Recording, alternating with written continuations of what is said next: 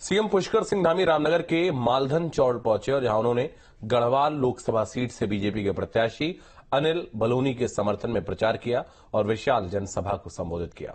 इस दौरान सीएम ने पूर्व मुख्यमंत्री हरीश रावत के बेटे के चुनाव प्रसार के लिए क्यूआर से चंदा मांगने वाली बात को चुनावी स्टंट बताया और इसके साथ ही धामी ने कहा कि लोगों ने ठान लिया है कि एक बार फिर से प्रधानमंत्री नरेंद्र मोदी को ही बनाएंगे। प्रधानमंत्री ने जितना काम किया है उतना काम आज तक कोई भी प्रधानमंत्री नहीं कर पाया और इस बार हम पूरे देश में रिकॉर्ड मतों से जीतने वाले हैं। वहीं रामनगर जनसभा में पहुंचे सीएम धामी ने मालधन पहुंचकर कन्या पूजन किया और कन्याओं को उपहार भी दिए।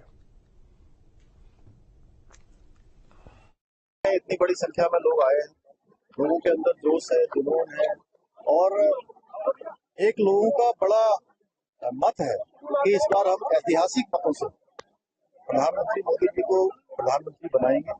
और रामनगर के लोगों ने पिछली बार भी बड़े मतों से लोकसभा की सीट जिताई थी।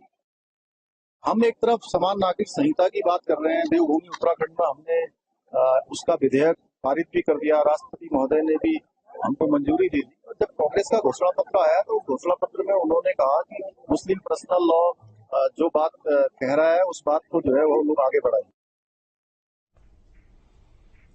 11 अप्रैल को प्रधानमंत्री नरेंद्र मोदी ऋषिकेश के आईडीपीएल ग्राउंड में विशाल जनसभा को संबोधित करेंगे, जिसको लेकर तैयारियां जोरों पर है।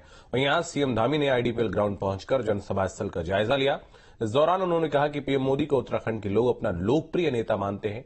बड़ी संख्या में प्रधानमंत्री मोदी को सुनने के लिए कार्यकर्ता यहां पहुंचेंगे।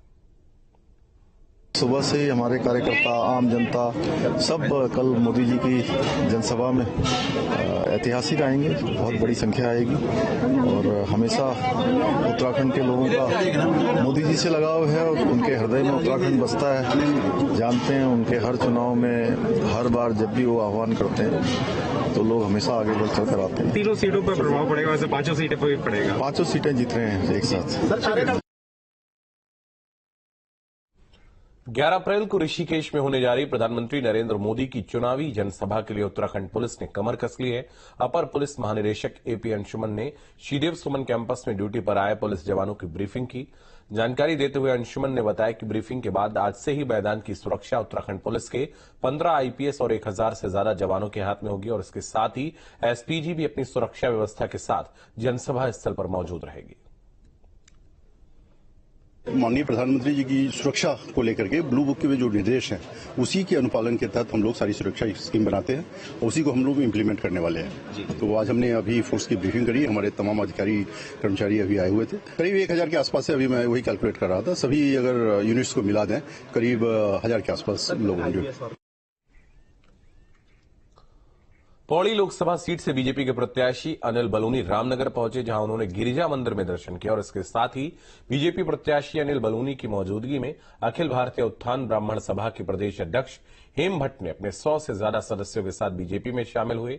हेम भट्ट ने कहा कि पीएम मोदी की कार्यप्रणाली और उनके काम करने के तरीके से प्रभावित होकर बीजेपी में शामिल होने का निर्णय लिया है। ब्राह्मण सभा का प्रदेश अध्यक्ष होने के नाते हिन्दुस्तान में अगर सनातन धर्म की रक्षा करनी है तो वह पीएम मोदी और भारतीय जनता पार्टी ही कर सकती है।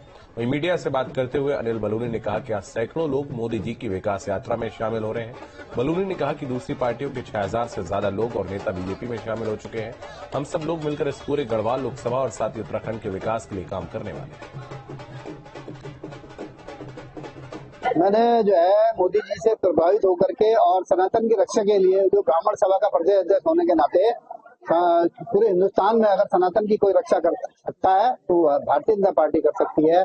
इसलिए हमारे कई यहाँ महेंद्र अधिकारी पूर्व चेयरमैन हल्द्वानी यहाँ आए हुए हैं, इनका निवेदन था और हमने इनके नेतृत्व में आज जो है भारतीय जनता पार्टी ज्वाइन की है। और अनिल बलूनी जी से प्रभावित होकर के, क्योंकि उनके कार्यकाल को देखते हुए, क्योंकि उन्होंने बिना कुछ होते हुए भी यहाँ पुल की घोषणा और यहाँ पर डाम, तुमड़िया डाम को, जलाशय को जो है टूरिज्म क्षेत्र घोषित करना, कॉर्बेट के 2-3 गेट एक्स्ट्रा खोलना, रोजगार को बढ़ावा देना, अगर ये कुछ बन जाएंगे केंद्र में, हम चाहते हैं भगवान करे जीत के मंत्री बने